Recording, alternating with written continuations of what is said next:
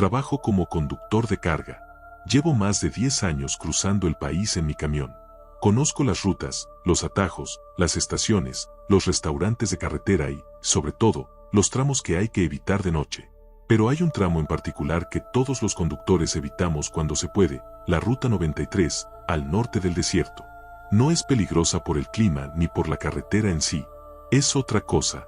Una vez me tocó cruzarla de noche, y no por gusto.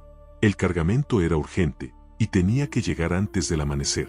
Me aseguré de llenar el tanque, revisar luces, frenos, todo. Empecé el recorrido a eso de las 10 de la noche. La luna estaba alta, el cielo despejado. El desierto parecía dormido. Solo se escuchaba el motor del camión, y a lo lejos, el zumbido del viento.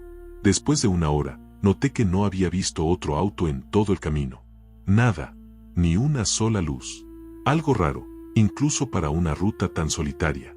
A las 11:47 de la noche, vi algo extraño. Una figura a un costado de la carretera. Un hombre, de pie, con ropa oscura. No hacía señales, no pedía ayuda. Solo estaba allí, mirando pasar los autos, aunque no pasaba ninguno. Me pareció raro, pero seguí. 10 minutos después, lo volví a ver. Misma postura, misma ropa. Me detuve, bajé la ventanilla. ¿Está bien?, grité desde el asiento. El hombre no respondió. Solo dio un paso hacia atrás y desapareció entre la oscuridad. No vi hacia dónde fue, ni cómo se movió. Aceleré. Ya no me parecía un simple encuentro casual. A la medianoche en punto, mi radio encendió sola. No tengo emisora fija, pero una señal débil se coló en los parlantes. Una voz distorsionada decía, una y otra vez: Kilómetro 101. No pares. No mires. No pares. No mires. Lo apagué de inmediato. Pensé que alguien me estaba gastando una broma, o que el calor me estaba afectando. Pero cuando vi el siguiente cartel de distancia, me congelé. Kilómetro 101, a solo 2 minutos. Tragué saliva y mantuve la vista al frente. Decidí no mirar los costados. No frenar. No dudar. Y justo cuando pasaba por el punto exacto, lo vi por el rabillo del ojo. No era un hombre esta vez. Era algo más alto, más delgado, como si se hubiera estirado. Los brazos eran demasiado largos, y su cabeza estaba ladeada, como si intentara escuchar el motor del camión. No miré. No paré. Seguí hasta que amaneció. Al llegar a la estación de descanso más cercana, bajé a estirar las piernas. Otro camionero me saludó, uno que conocía de antes. ¿Te cruzaste con él?, me preguntó, sin que yo le contara nada. ¿Con quién? Con el que siempre espera en el kilómetro 101. Casi todos lo ven una vez. ¿Y qué es? El otro camionero se encogió de hombros. Dicen que antes hubo un accidente allí, que alguien se bajó a ayudar y desapareció sin dejar rastro, y que desde entonces, busca que alguien se detenga también. ¿Y tú lo viste? Una sola vez. Desde entonces, nunca paso por ahí después de las 10. Esa fue la última vez que crucé la Ruta 93 de noche, porque a veces, lo más importante en un camino, no es el destino, es lo que decides no mirar.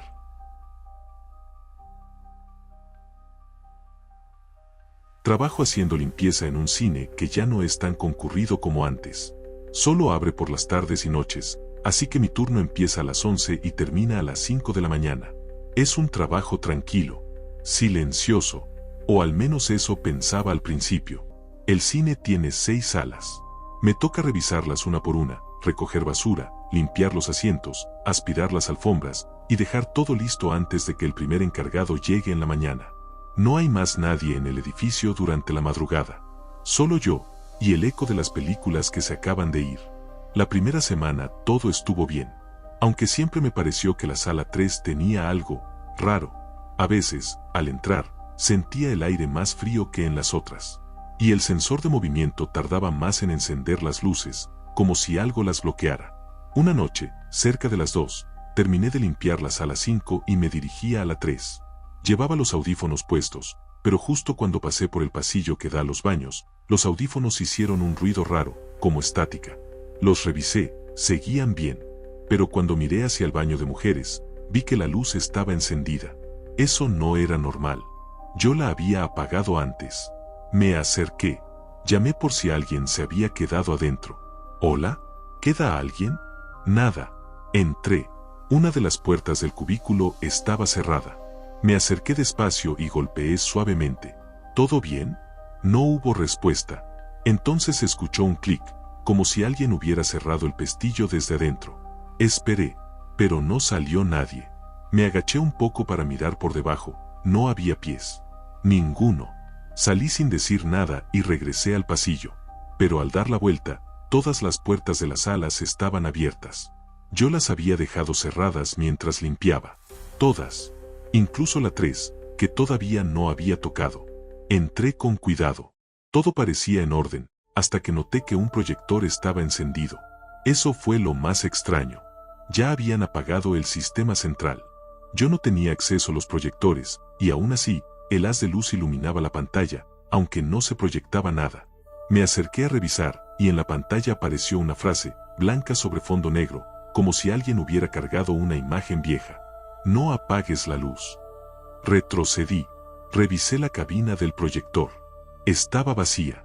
Apagué el sistema, aunque no sé cómo funcionaba si todo debía estar desconectado desde las 10:30. Apagué las luces, cerré la sala y fui al vestíbulo a tomar aire.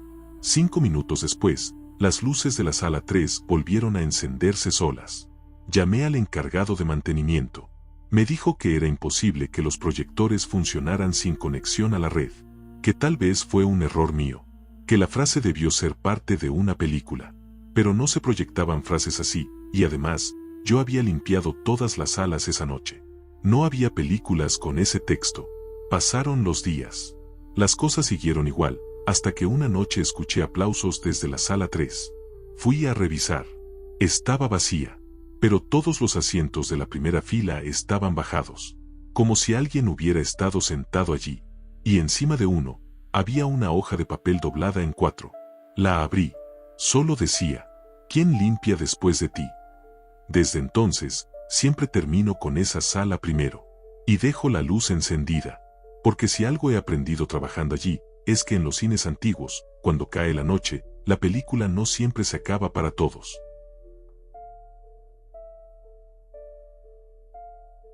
Me llamo Rubén, soy de Puerto Wilches, un pueblo pesquero al norte de Santander, Colombia. He trabajado en el río Magdalena desde que tenía 14 años. Ya tengo 46, y todavía salgo en la madrugada con mi bote de motor viejo, mis redes, y un termo con café que mi esposa me empaca cada noche. Siempre me gustó salir solo. La pesca es silenciosa, paciente. Uno aprende a leer el agua, a entender los ruidos, a sentir cuando es buen momento para lanzar la red. Pero hubo una noche, hace 2 años, que todavía no puedo contar sin que se me erice la piel. Eran como las 3:15 de la madrugada. Ya había lanzado la red 2 veces y no había sacado casi nada. Así que decidí moverme más río abajo, donde el agua es más profunda y el monte más cerrado. Allí casi nadie pesca de noche porque se dice que es zona callada. No por lo silenciosa, sino porque no se debe hablar allí, según dicen los viejos. No hice caso. Amarré el bote a una rama fuerte, lancé la red y me senté a esperar. En eso, sentí que algo golpeaba suave el bote, como si un pez grande hubiera pasado cerca. Me asomé con la linterna y no vi nada. Pensé que podía ser una rama o un tronco flotando. Pero entonces escuché el sonido del agua moviéndose. No chapoteos normales, no. Era como si alguien caminara en el agua, arrastrando los pies muy lento, desde la orilla hacia el bote. Apunté la linterna. Nada. El agua tranquila. Pero no sé por qué, sentí que debía sacar la red y marcharme. Cuando empecé a alar, noté que pesaba mucho más de lo normal. Pensé que se había enredado en el fondo. Tiré con fuerza. Y entonces emergió algo que no era un pez. Era un pedazo de tela. Tela gruesa, como de una manta o un abrigo. Vieja, mojada, cubierta de musgo. La red se había enredado completamente en eso. Pero no estaba sola. Había una mano agarrada a la tela. Una mano delgada, de dedos larguísimos, gris por el agua, que apenas asomaba desde la manta, como si alguien estuviera envuelto en ella. No grité. No me moví. El bote se balanceaba despacio y la red seguía saliendo, arrastrando esa figura que nunca se mostró completa, pero que claramente no era solo ropa. Corté la red con el cuchillo. De un solo tajo. La dejé ir. Y el agua, Dejó de moverse, como si nada hubiera pasado. Regresé al muelle sin mirar atrás.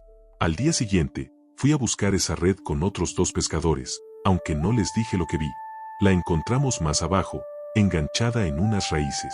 Estaba rota en varios lugares, pero lo más raro fue lo que tenía dentro, una muñeca vieja, de trapo, amarrada con una cuerda. Tenía el mismo tipo de tela de la noche anterior, pero no había rastro de nada más. Ni de una figura, ni de la mano, ni de la tela larga que había visto. Los otros se rieron, dijeron que alguien había hecho un amarre y que por eso nadie pescaba en esa zona. Yo no volví a reírme del río. Por eso cada vez que paso por esa parte, dejo caer una moneda al agua. No como superstición, es más como respeto, porque uno cree que el río es solo agua, pero a veces guarda cosas que no son del todo de este mundo. Y hay sitios donde el silencio no es por la calma, es porque algo está escuchando.